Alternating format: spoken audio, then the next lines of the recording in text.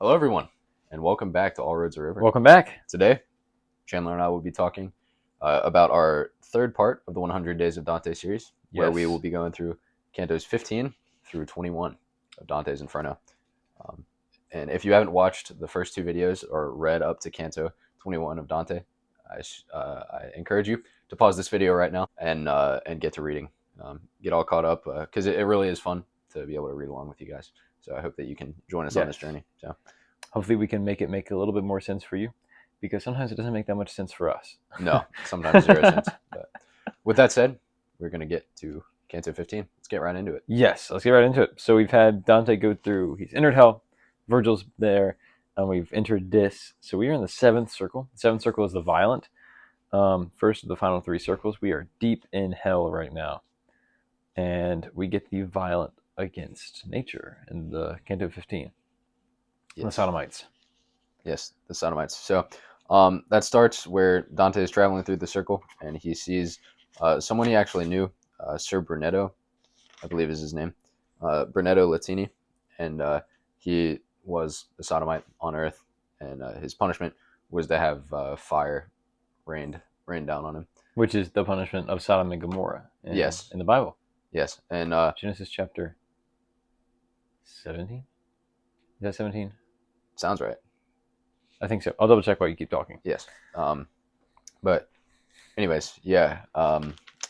And one thing that I thought was really interesting about this is how Sir Brunetto is actually a pretty nice guy. He's not really like some of the other people who are spiteful in the other circles of hell. And he actually walks alongside Dante as they go through the circle, which I thought was pretty interesting. And I also thought it was interesting that the sinners who committed crimes against crimes of violence against nature are in the same level as those who commit violent crimes against God. So yeah. Do you have anything else? Genesis 19 is the chapter. I was 2 chapters off. Dang it, Chandler. But yeah, Sodom and Gomorrah.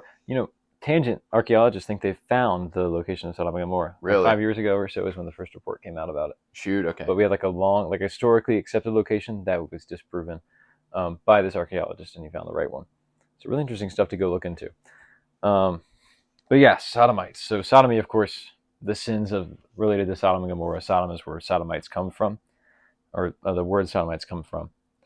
And yeah, it is interesting that they're put on like the same level, or after violent against God. Of course, Dante's not giving hierarchy in his circle. At least I don't think he is. Yeah, it didn't seem like it. But like among the circle, there's no hierarchy. But it is interesting that they come after that. Yes. After the violent against God. You think that would be like at least prized as like the highest form of violence. Not highest like good, but highest like worst punished. Yes. Violent against God. Yeah. But yeah, getting Sodomites. Getting fire rained on you is not a tame punishment at all. But yeah. Did you have anything else on this canto? No, it's pretty cut and dry. Yeah, I think so. It talks to the Sodomites, condemns them for their sin, and walks on. So yeah. Yes, and the next canto, Canto 16, involves Guido Guerra, Aldo Brandy, and Rusty Cucci. Oh, good pronunciation. Hopefully. I know I got Cucci right. Two C's make a ch sound, but anyways, I digress. But yes, they are 3 people from Florence, the same place where Dante was from, and he was eventually banished from Florence, right? Right. We talked about that last time with the black and white guelphs. Yes. Yeah. And the thing that they tell Dante is to tell the people on Earth about them, because that is the only hope that they have left in hell, is that the people on Earth will remember their names. And I guess Dante kind of does this by writing the book, which is a little bit funny. Obviously, it doesn't go to hell. But yeah, I guess their names were a lot more people know their names now than they would have if Dante had never written the Divine Comedy. But anyways, yeah, and we talked about this last video, but I think it's really interesting how that is the only hope for people in hell. And even if Dante goes and tells people about them, they're never going to remember because they're going to be too busy being punished all the time. They won't care in hell. Right, yeah. Well, they do care in hell, but they won't ever know. Yes. They won't ever know. Yep. Something is like to strive after a legacy so much in life, even if you're going to heaven. Like Ecclesiastes talks about, like there'll be no remembrance of you on earth. Right. Now, of course, there are some people we do remember, but we only remember them in limited capacity. It's like even if you think about the greatest historical figures like Alexander the Great, Like you don't spend, unless you maybe are studying a dissertation on him or teaching a class, like you don't spend more than maybe if he comes into your mind like a minute or so. Right. Think about Alexander the Great. Like that's just not something you don't think about Alexander the Great a lot. Even when we make the joke about like the Roman Empire. Okay, like how much time do we spend thinking about the Roman Empire? For me, it's at least like 3 hours. Okay, a day. But That's no, it. just kidding. Those are rookie numbers. Okay, Worth. Yeah. Okay, I know you've gotten that up to like 5 or 6 hours a day, but Yeah. anyway, the point being that nobody actually thinks about the Roman Empire that long. That's just a joke.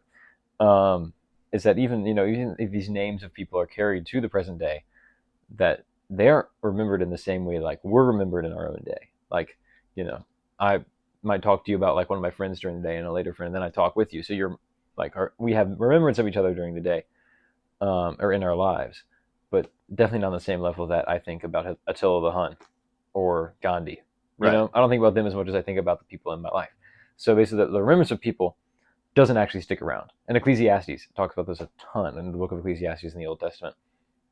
It talks about how there will be no remembrance of the former things or the ones from past, and that is no point trying to hold on to a legacy. Like we talked about this in the Great Divorce, like Napoleon is in hell trying to work out a legacy for himself. He's like, it was the Russians' fault. Right. And he's just pacing in his zone. So like, if your focus on earth is to create a legacy, there can be good versions of that, of course. There's like, leaving posterity or leaving benefits for your posterity, for your children, inheritances for them, like having a good family name so that they succeed in life as well, giving them blessings through that. But just trying to like arbitrarily insert yourself into history for selfish reasons. Like I think of like, what people like Hitler and Stalin did to make themselves known for history. Obviously not good things. Right. Like striving for a legacy, doesn't benefit you that much. If you're in heaven, you don't care. And if you're in hell, you won't know. Exactly. And like Christ himself tells us, don't store up treasures on earth. Store them up in heaven. And it's so much more honorable to make those sacrificial types of loves and have a sacrificial legacy instead of having a legacy in which you just build yourself up. You want to build others up and, like Chandler said, leave something behind for your kids and the ones you love, because they'll respect you a lot more than they'll respect somebody who is trying to bring in more money, right, or more ways to fuel their pride. So, yeah. It'd be nice to have a hospital named after you, but you don't need a skyscraper. Right. Yeah.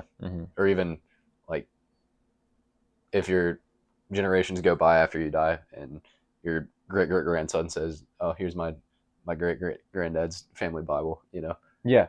Just what a cool piece of legacy to leave. Yes. That your legacy is your faith. Yep. And it actually has substance to it. And I think God is a lot more proud of us for doing things like that. And not just in your family, but like in your community too. Yes. Like the place that you live, the people you're around, to be able to remember you after you're gone and say, that was a man of God, or that was a woman of God. And she contributed so well to this community. And those are the kind of things you want to be remembered for.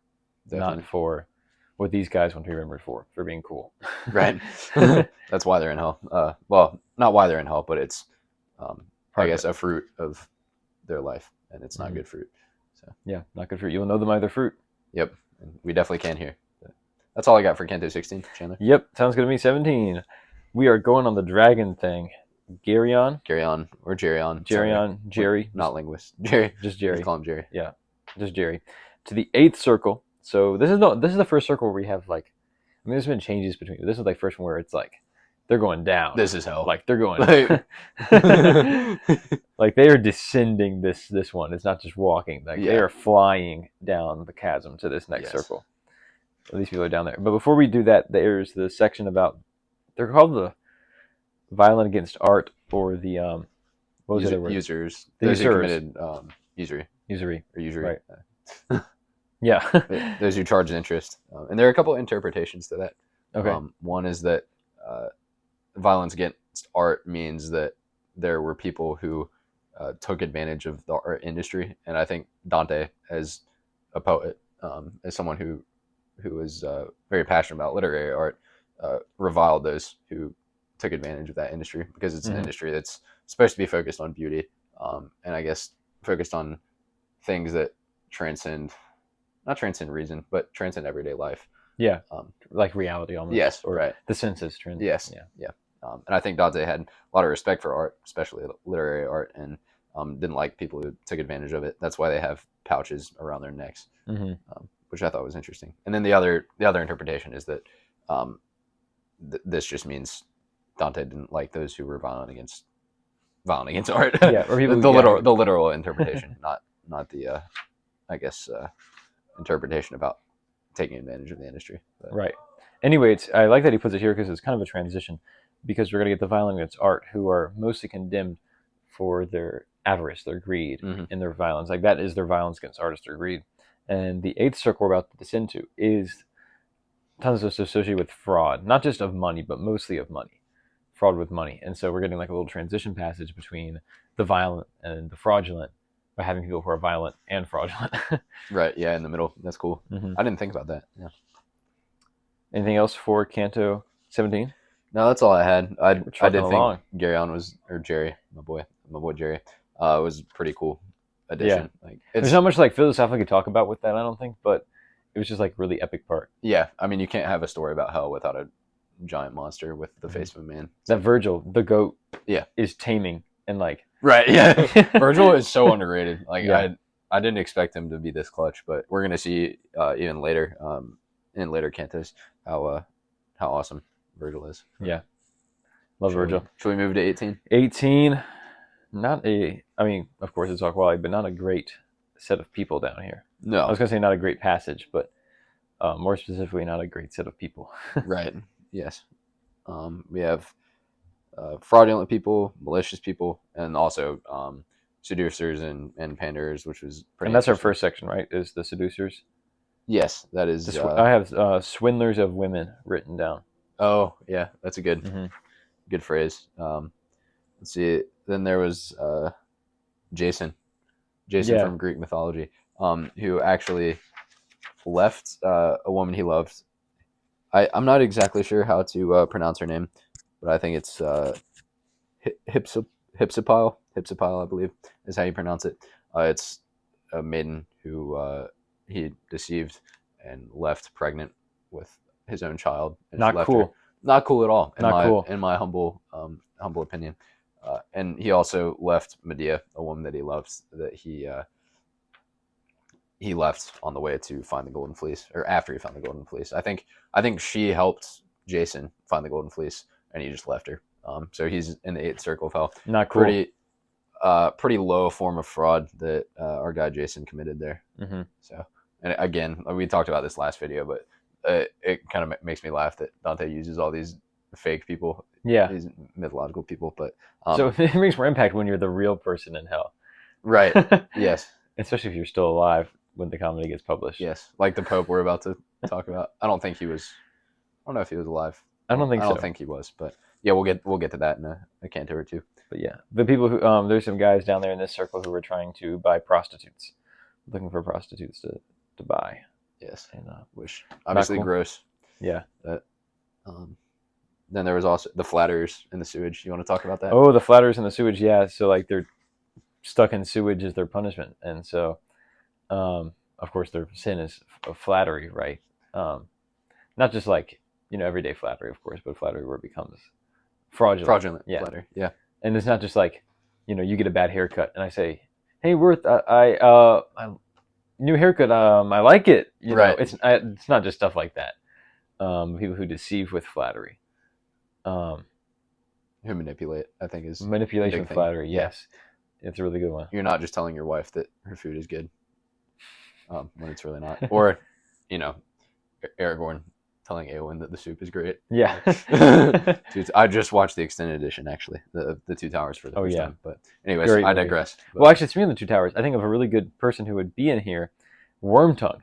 Wormtongue would be oh my goodness. He's like a D1 sinful flatterer. Like he's flattering the king, like because he's trying to make the king, he's trying to make Theoden seem like, he's so great, and then like, no, Gandalf's not coming in here, or like he's using Saruman, trying to influence Saruman's control of Rohan by flattering the king. Right. His worm tongue, right? Grima. Yes. Grima's doing that. And he also is a backstabber too, which he might be even lower in hell, according to Dante. A literal backstabber. Yes. Yeah. But honestly, though, it was still kind of based. It was, yeah. But poor Lotho. Lotho deserved it, but Saruman, Lotho maybe didn't deserve it. Saruman definitely deserved it. Yeah. Sorry, not to hate on my boy, Mr. Sackville Baggins. But anyway, He's not my boy, but I yeah, don't think he deserved that. compared to an evil wizard, though, he's pretty based. Yeah. Sormo is not based. Yeah, but among hobbits, pretty bad. But anyways, Sorry, that was quite the tangent. Back As you to can tell, we like Lord of the Rings, and yeah, we have new little guys up here showing yes. how much we like Lord of the Rings. Durin's Bane is looking quite dapper up there. Oh yeah, I so must say. my boy Thrandir. Yeah, But absolutely. Anyway, so yeah, people trying to swindle women. The flatterers are in sewage. That's where we got this off. yeah, The flatterers are in sewage because like sewage of their own talk. Like you can have bad flattery too, I guess, is the image, and so like they're drowning in the flattery they gave, which is unhelpful if it's sinful, right? If it's no flattery, it's unhelpful because it's false and it's not true, and it's manipulative, so it's sewage. So Yes. good analogy there. Perfect irony. Dante's really good at that. And Yes. it's so funny sometimes. Like you read it the first time around and you think to yourself, "Oh, this is cool punishment, whatever." But then you actually make the connections between the sin and the punishment, which I think. And some of that happens when we film these videos, and I don't think I'm the first time we're reading. And then like you mentioned the one about the sodomites and like how they're raining fire, and I'm like, yo, connect dots. Yeah, because weren't we trying to figure that out at dinner? Actually, of why the sodomites had that punishment, and the light bulb went off in Chandler's head. Yeah. Shout out Genesis. Shout out Genesis 19. Is that good for 18? Yes. All right, Canto 19. Canto 19. Here we go. Genesis 19 to Canto 19. This one's so good. So, okay, also, Oh, just goodness. dear readers, if you, in case you're confused, in this circle we go through several bulges. Bulges? Yeah, I think it's Bolgia. Bulgia. This means ditch in Italian. Oh, or okay. Latin. I'm pretty sure Italian. But it means ditches. So, like, they're walking through the circle and they're like different ditches. Like, you have the river of sewage that's in a ditch, and then you have the swindlers of women down in the ditch. And then now you're going to get the, what would you call this group? The Simonists. The Simonists. Simoniacs, I think. Simoniacs. Yeah. Simoniacs. And we see the guy who's... Wait, do we see... Is Simon Magus in this? Or... It mentions him at the... Okay. In the beginning. Is he there or is he just mentioned? I think he... Sorry, I think I just touched my mic. Hopefully the audio didn't mess up. But anyways, it just opens...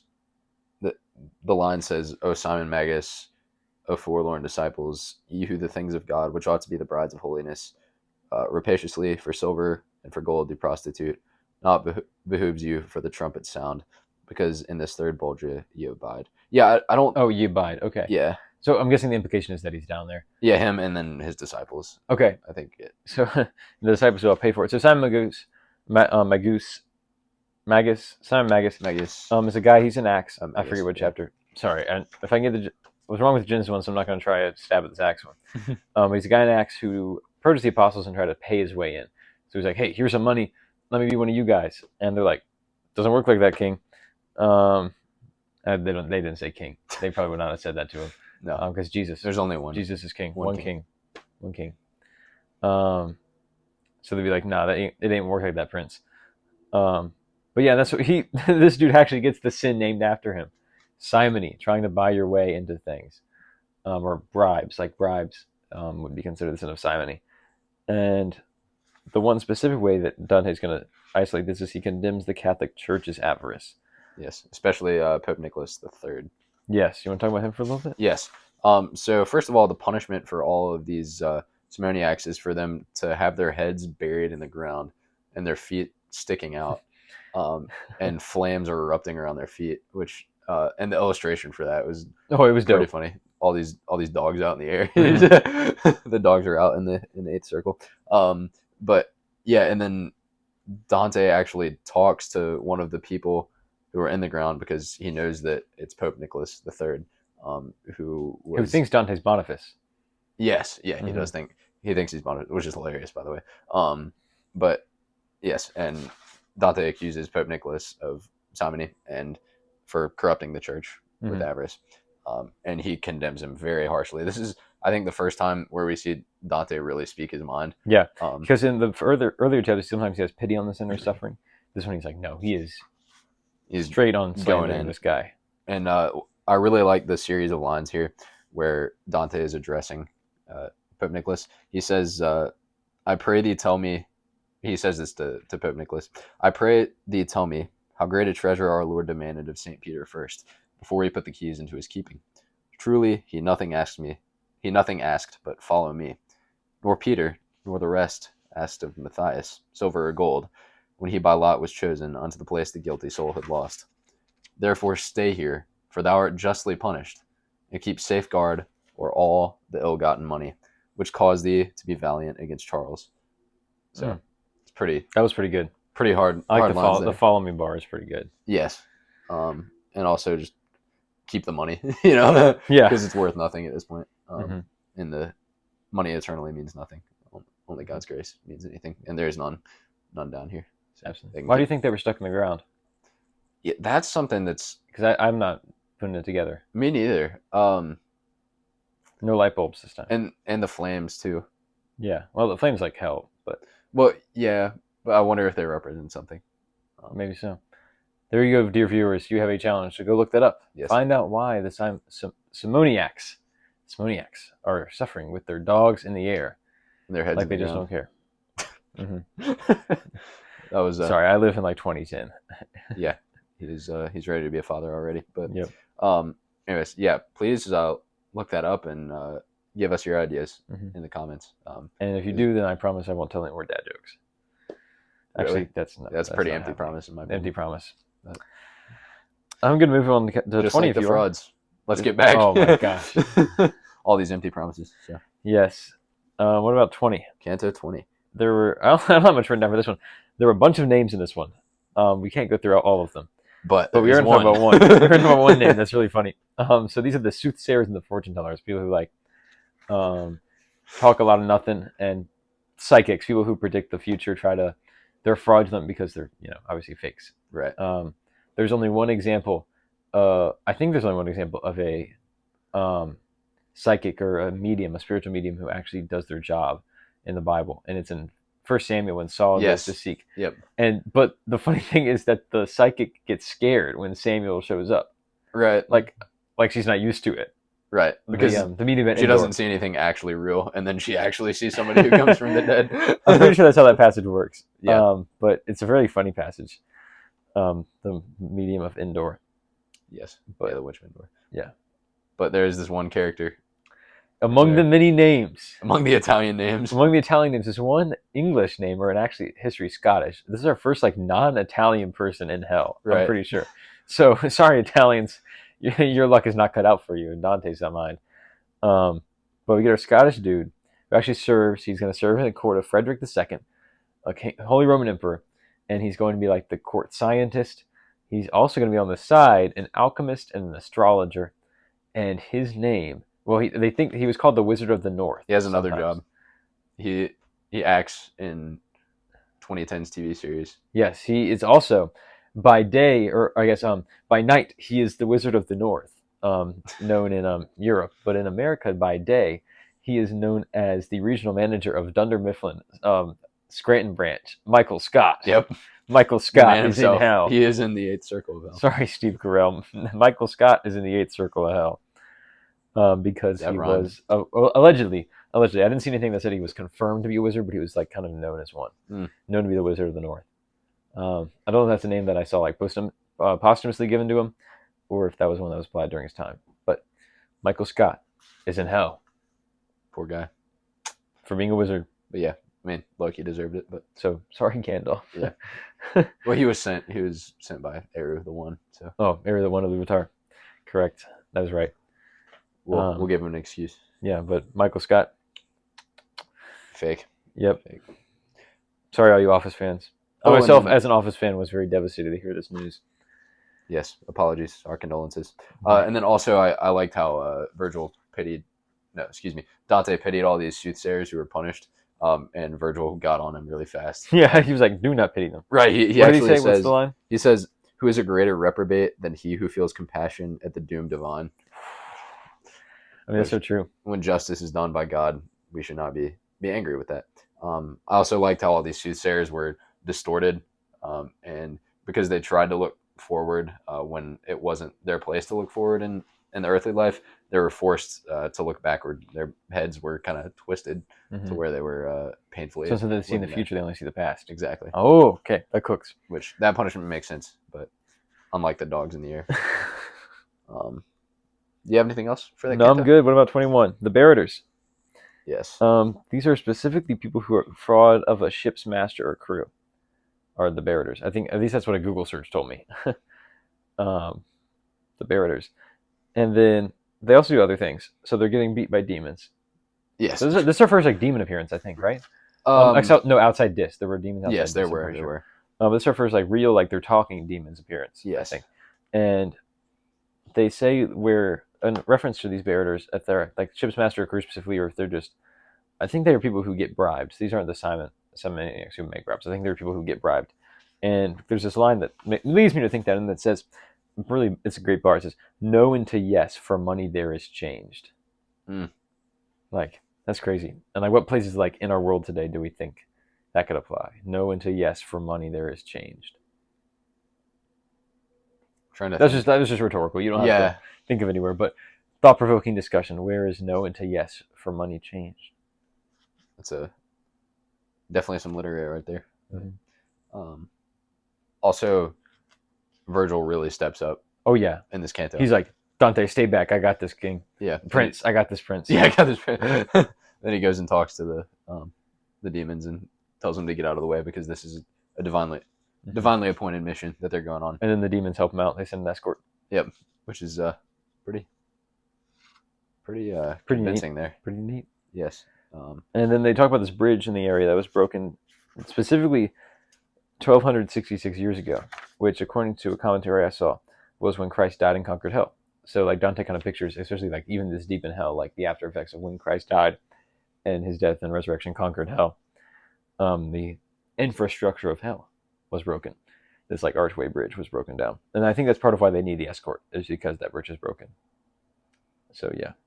And then also the demons do get, I wrote demons getting slightly freaky on my notes because they're asking each other if they can hit the people they're punishing. Let's see. Let me read this actually. This is Canto 21, starting at line 99. They lowered their rakes, and "Wilt thou have me hit him?" they said to one another, "on the rump," and answered, "Yes.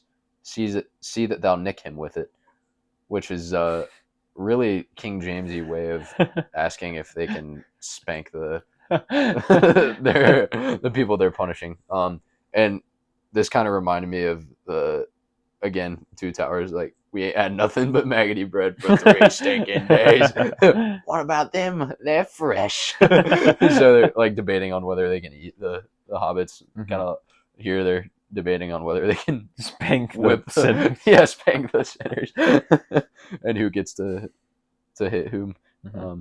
And then the last line you want to read. Well, we'll save the last line for the end. Yeah. We'll end with the last line because it's fire. Any more profound thoughts on this canto, this section of cantos before we end? Honestly, the goofiness of this last canto kind of. Yeah, honestly, this whole section was kind of goofy. Yeah, I enjoyed it. There wasn't anything like stuff. Deep here. There wasn't anything deep dive we were able to do this episode, but it was just a lot of fun. Yes, definitely not compared to the cantos before, like the Mountain of Purgatory and. Yeah. Oh my gosh, what was that? Like, that could have been a video by itself, just talking about those symbols. Didn't even get into that much. But that's all I have for Canto 21. That's all I got to, except for we're going to end this video with the final line of this canto, which means that like the demons are sending out a signal because he's got like these 6 demons lined up to escort them down, and he sends out the signal, and the last line says, "For the signal, and he had made a trumpet of his rump." What an interesting way to end. Butt trumpet. Like all these other cantos, like thus he spake to me, and we walked a while. Like that was Canto 20, and then thence was unveiled to me another valley. And then Canto 21, and he had made a trumpet of his rump. Butt trumpet. And the butt trumpet is how we will end today. Not actually, but we're going to get a little serious here at the end. Serious convo. Some lessons that we can take from this. Some lessons we can take from this section. Obviously, don't be violent and don't be fraudulent. Right. Some pretty basic ones. Yes, be genuine.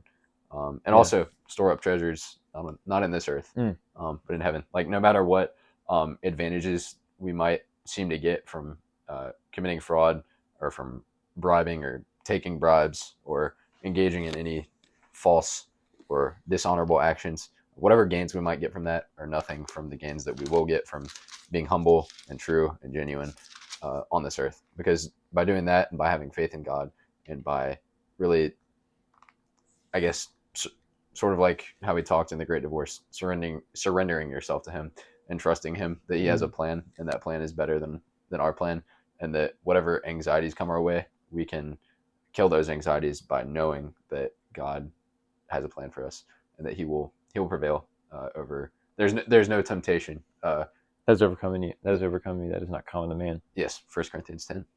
Banger. But I mean, God will help you overcome that. Is kind of the summation of the rest of it. Yes. Yep. So store up your treasures in heaven and glorify God. Chandler, did you have let's end with the scripture from Matthew chapter 6, verse 19 through 24. Do not lay up for yourselves treasures on earth, where moth and rust destroy and where thieves break in and steal. But lay up for yourselves treasures in heaven, where neither moth nor rust destroys, and where thieves do not break in and steal. For where your treasure is, there your heart will be also. The eye is the lamp of the body. So if your eye is healthy, your whole body will be full of light. But if your eye is bad, your whole body will be full of darkness. If then the light in you is darkness, how great is that darkness? No one can serve two masters, for either he will hate the one and love the other, or he will be devoted to the one and despise the other. You cannot serve God and money. So yeah, I think so. I guess the kind of summation of this whole episode, this whole theme could be: don't lay up for yourself treasures on earth, and not just because they're going to go away, but because treasures in heaven are so much greater. Yes, it's like it's kind of the same reframing of our faith that we do. Is faith isn't fire insurance to get us out of the inferno of hell; it's to get us into the heaven of Christ. Yes, it's right. So we're not just laying up treasures on heaven, just because they're going to get destroyed on earth, but because we'll have the joy of them in heaven. Yes. So we fight for that joy, and we pursue that joy, not just to get away from the evil, but to have the fullness of life that comes in Christ. Yes. Yep. That's all I've got. You have anything That's all else? I've got too. So, join us next time as we see how all roads are a river that leads us to Christ. Yes. God loves y'all. We love you guys. Thank you for coming along and viewing, and we hope you join us next time. Thank you. Goodbye.